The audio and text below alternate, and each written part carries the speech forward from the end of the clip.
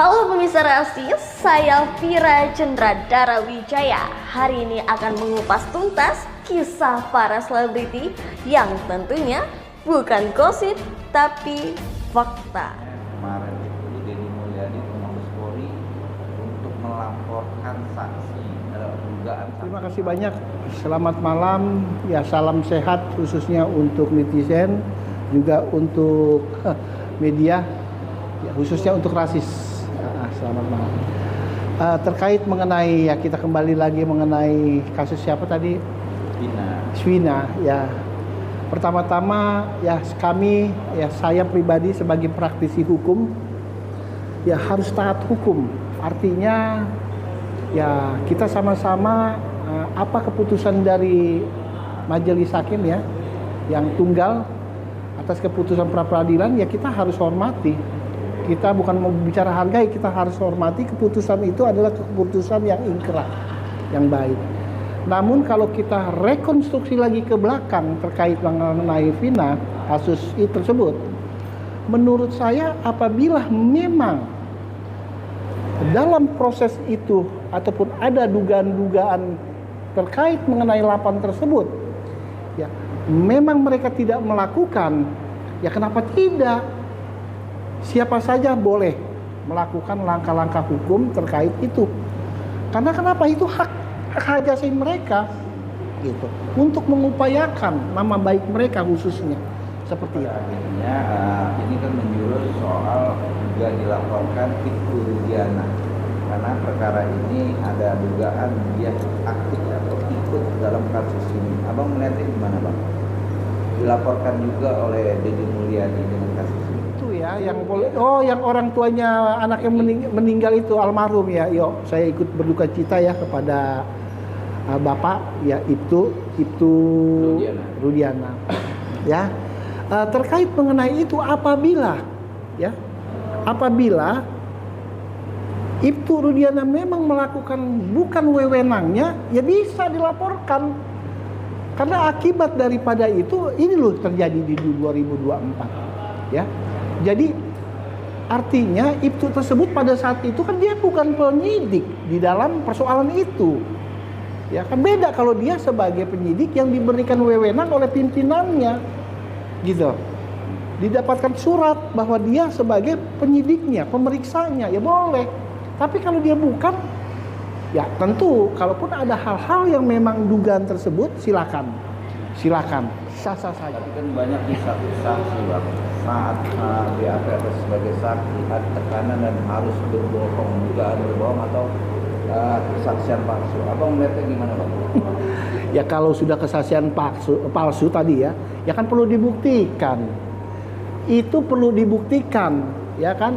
Artinya memang benar saat ini hukum kita ini sangat luar biasa. Netizen kita sangat luar biasa. Karena memang netizen semua melakukan sesuatu yang terbaik untuk bangsa dan negaranya, khusus melihat proses hukum yang dilakukan oleh Kepolisian Republik Indonesia, itu bagus. Faktanya sekarang, ya kan, di 2016 terjadilah DPO yang tadi, ya, yang siapa namanya, Peggy, Peron dan lain-lain. Terungkap bahwa prosesnya itu ada kejanggalan yang tidak sesuai dengan administrasi. Akhirnya pra peradilannya disetujui, kan seperti itu. Maksudnya terkait mengenai, saya bicara lagi mengenai Ibtu tersebut, kalau memang ada hal rekayasa dan lain-lain, boleh-boleh saja lakukan. Karena negara kita negara hukum, kuasa hukum, karena dia juga masih statusnya atau dugaan masih aktif atau tidak aktif, Bang. Kalau menurut pasalnya bisa dibaca, Bang. Ini pengalaman saya, ya. Saya pernah menangani, ya, polisi, ya, masih aktif, ya, masih aktif. Tapi saya tangani boleh gitu. Artinya boleh, kenapa tidak? Bukan sebagai polisi ada wadah terkait mengenai di dalamnya, terkait mengenai bidang hukumnya, harus mereka tidak. Bisa saja di luar karena memang dasar hukumnya ada. Jadi seperti itu. Coba dilihat, ya, biar ini tidak menjadi berkembang, bahwa polisi pun pada saat ada persoalan, dia mengambil kuasa hukumnya dari pihak luar. Dalam boleh, luar boleh. Ya kan seperti itu. Coba untuk Nain kira-kira di pasal di PP berapa itu ya? Di PP berapa coba dibacakan biar jelas semuanya ya. Coba.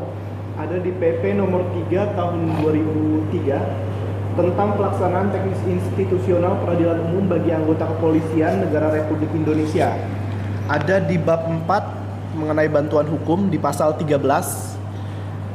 Di ayat 2-nya dijelaskan bahwa kepolisian negara Republik Indonesia wajib menyediakan tenaga hukum bagi tersangka atau terdakwa anggota kepolisian negara Republik Indonesia yang disangka atau didakwa melakukan tindak pidana yang berkaitan dengan kepentingan tugas. Lalu di ayat 3-nya dijelaskan, bantuan hukum sebagaimana dimaksudkan pada ayat 2 dilakukan dengan memanfaatkan penasihat hukum dari institusi kepolisian negara Republik Indonesia dan atau penasihat hukum lainnya. Kurang lebih seperti itu isinya. Coba, tadi kan sudah disampaikan seperti itu. Ada dong dasar hukumnya. Artinya selain dasar hukum ini saya pernah menjalankan ini, ya kan? Walaupun ini sedikit ya, saya lihat. Walaupun pada saat itu klien saya dilaporkan oleh seorang pengusaha masih aktif loh.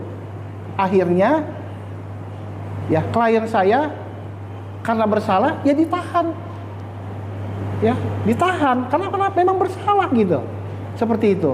Nah, seperti itu. Tapi yang menyampaikan tadi saya bersalah ialah hakim telah menentukan bahwa oknum polisi itu bersalah seperti itu. Itu salah satu contoh. Namun pasal tadi PP tersebut sudah menentukan hal seperti itu. Jadi boleh.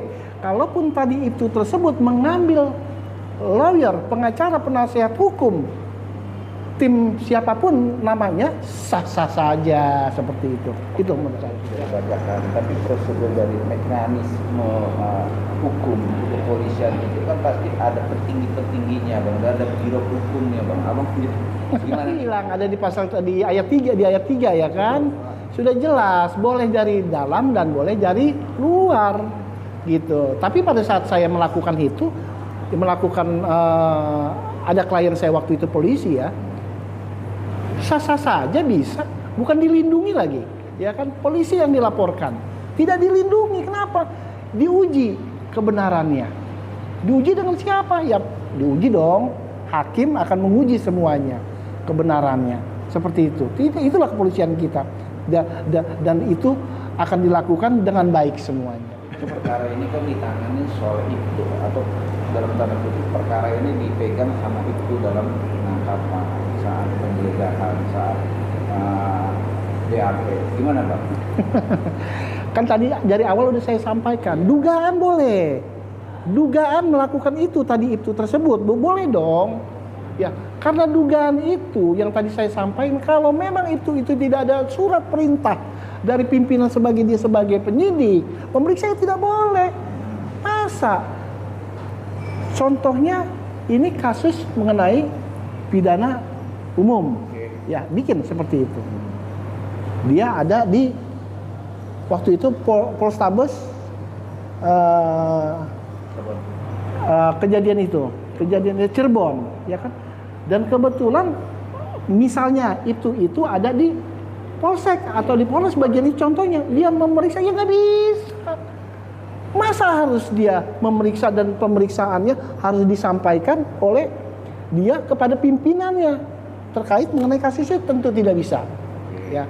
Namun apabila dia memang mengetahui proses itu dan dia menyampaikan kepada penyidik, itu bisa menyampaikan, ya, ada penyidiknya bisa.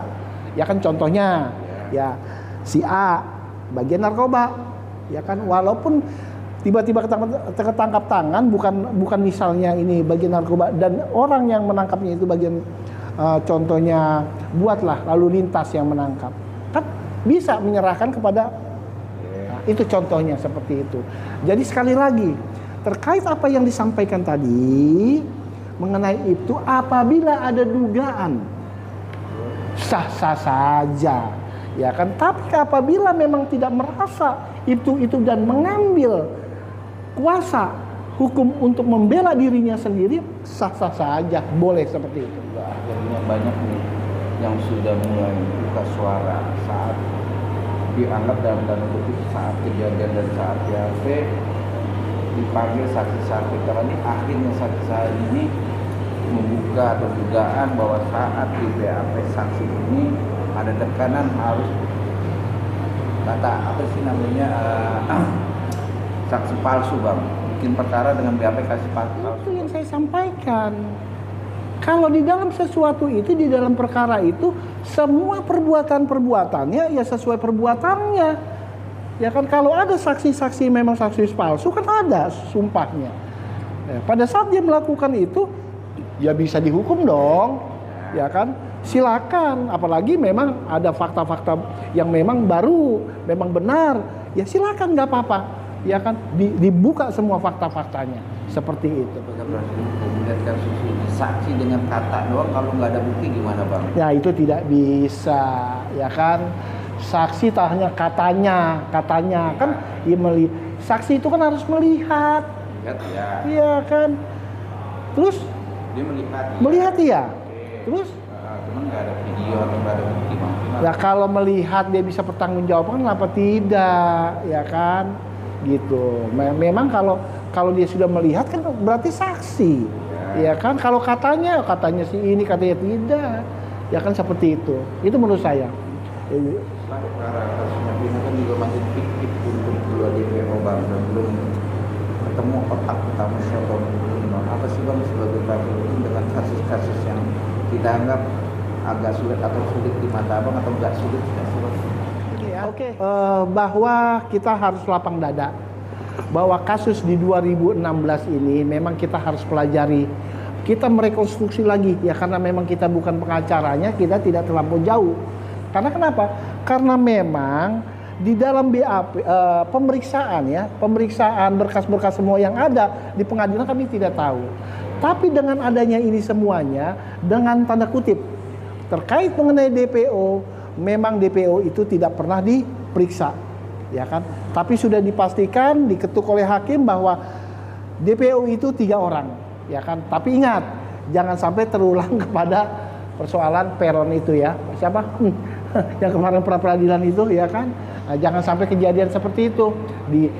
Dilakukan dengan maksimal, namun di dalam KUHP tidak boleh seperti itu, menangkap orang tapi tidak pernah diperiksa seperti itu. Ikut prihatin, satu. Kedua, andaikan Peggy ada dugaan ya, dugaan terkait, ada hubungan terkait mengenai perkara itu, kenapa tidak?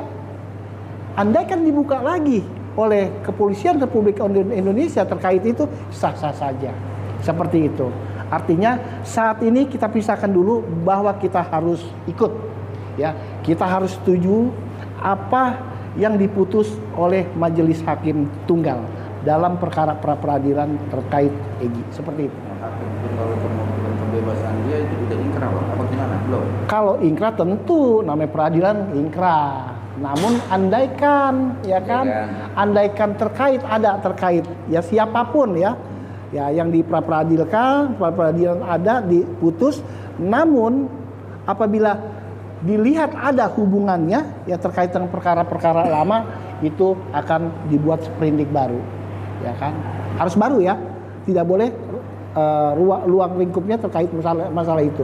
Pasti di dalam putus apapun pasti itu tidak sah secara hukum. Itulah kesimpulan dari pada keputusan hakim. Tapi kalau memang ada hal terkait mengenai persoalan-persoalan dan juga diproses dari awal dengan aturan hukum, kitab undang hukum acara pidana yang baik, itu akan lebih baik. Saksikan terus Rasis Infotainment.